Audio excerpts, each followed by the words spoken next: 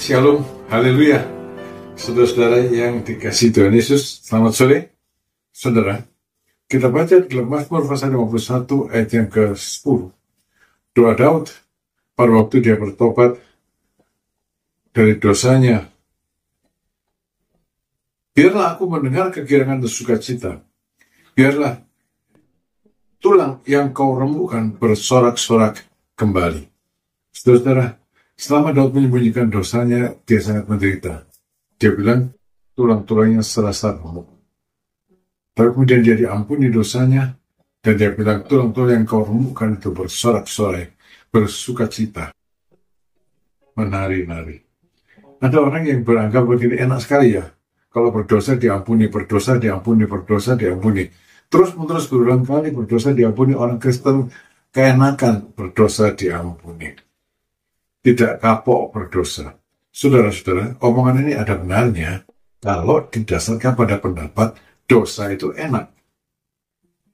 Saudara-saudara, ada orang-orang yang berpendapat bahwa dosa itu enak, dan mereka yang bilang enak sekali bisa berdosa diampuni, berdosa diampuni, berdosa diampuni. Tapi yang benar, bagi seorang yang betul-betul percaya, bagi anak-anak Tuhan, dosa itu sangat tidak enak, menyiksa. Dan selama tidak dibereskan, maka orang yang bersangkutan, anak Tuhan yang bersangkutan yang jatuh dalam dosa akan merasa sangat tersiksa. Itulah pengalaman Daud setelah dia berzina dengan Bathsheba dan membunuh Uria melalui peperangan tidak langsung. Saudara, Daud itu merasa sangat tersiksa. Sebetulnya, kalau dilihat dari kebiasaan raja-raja di zamannya, maka perbuatan Daud itu ya biasa-biasa saja. Raja-raja itu kan absolut, berbuat seenaknya sendiri, apa yang dia mau, dia lakukan, dan tidak ada yang bisa menuntut. Tapi Raja Israel itu berbeda. Ya, tidak boleh melakukan seperti itu. Dan Daud selama 1 tahun dia berusaha menyembunyikan dosanya, sampai Bathsheba melahirkan anak dari hasil perzinahannya dengan Daud. Daud tidak pernah menyinggung dosanya itu. Dan seperti tadi saya katakan, anak Tuhan, orang beriman yang berdosa, dia merasa sangat sengsara. Selama itu, Tuhan menantikan Daud untuk bertobat, untuk membereskan dosanya. Tapi Daud tetap diam. Akhirnya Tuhan mengutus Nabi Nathan untuk menegur Daud dengan keras. Teguran keras dari Nabi Nathan ini menyadarkan Daud bahwa dia berdosa. Dan dia tidak boleh dan tidak bisa menyembunyikan dosanya. Maka orang yang sudah mengaku dosa itu paling malu, saudara, menyingkapkan aib. Dan Daud mengaku dosanya dan aibnya sampai sekarang orang tahu, dan ini dibicarakan dalam khotbah. Dengan rendah hati, Daud mengakui dosanya, menyingkapkan aibnya sendiri. Daud menyesali dosanya. Daud dengan segenap hati bertobat, dia berpaling kepada Allah. Ya, pemberesan dosa harus melalui hal ini, saudara. Tidak malu berdosa, maka harusnya tidak malu untuk mengaku dosanya, untuk ada pemulihan dan menyesali dosanya. Banyak orang tidak malu berbuat dosa, tapi malu mengakui dosanya, maka tidak pernah ada pemberesan dalam hidupnya. Nah, Daud mengakui dosanya. Aku sangat berdosa, akulah berdosa. Pengalaman ini Daud tulis dalam 2 Mazmur, itu Mazmur 51. Dalam Mazmur 32 ayat 3 dan 4, dia mengakui keadaannya yang sangat sengsara dan menderita selama dia berdiam diri, selama dia menyembunyikan dosanya. Dia katakan, selama aku berdiam diri, tulang-tulangku menjadi lesu karena aku mengeluh sepanjang hari, sebab siang malam tanganmu menekan aku dengan berat.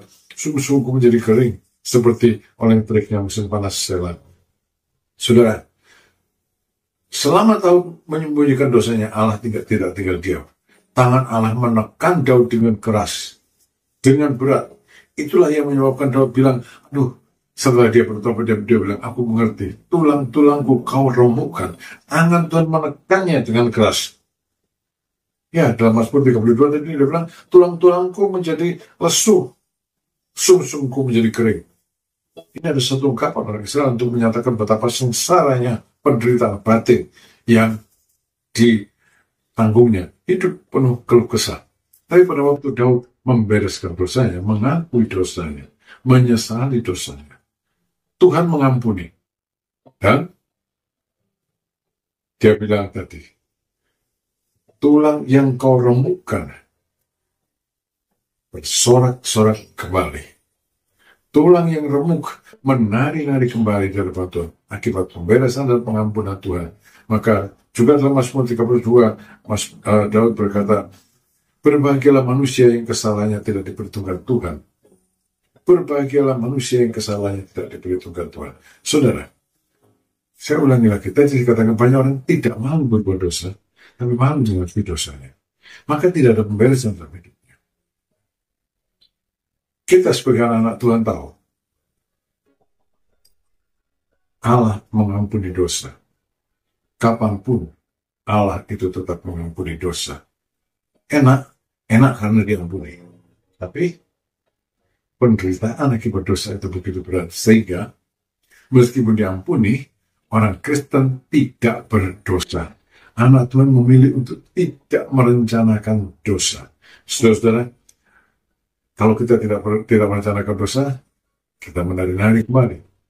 Tapi kalau kita diampuni dosanya, maka tulang yang remuk karena dosa, tulang yang patah karena dosa ini diampuni. Dia dipulihkan dan bersuka cita kembali. Saudara, kapan saja saudara mengalami tekanan berat akibat dosa, jangan malu untuk mengakuinya. Di hadapan Tuhan, bereskan. Saudara akan dibebaskan dari tekanan yang menindas saudara. Tulang yang remuk menari-nari, bersorak-sorak. Tuhan memberkati saudara. Amin.